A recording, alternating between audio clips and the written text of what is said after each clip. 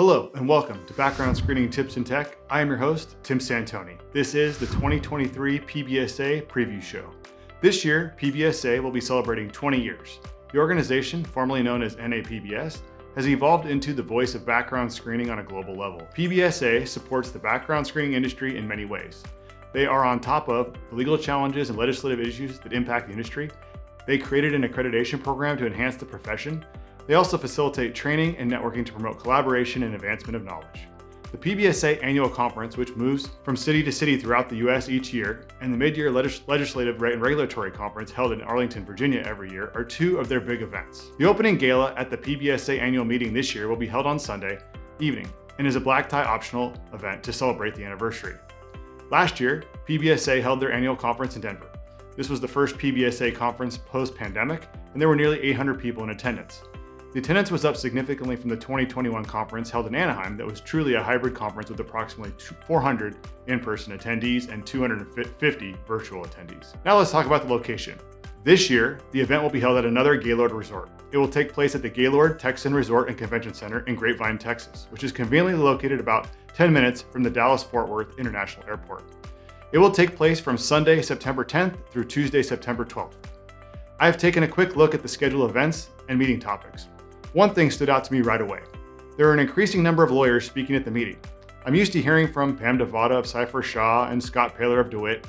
I've also seen the lawyers from Arnold, Golden, and Gregory at many of the meetings in the past. This year, I see the regulars plus some new law firms in attendance and more attorneys speaking than I've ever seen before. I recognize the fact that litigation is something that background screenings will face at some point.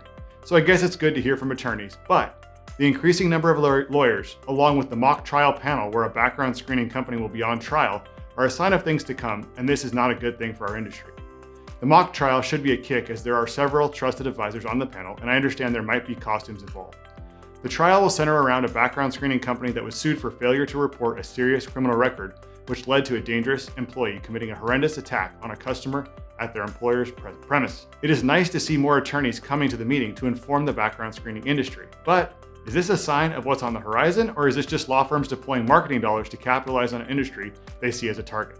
It's really hard to tell, so let's take a look at some numbers.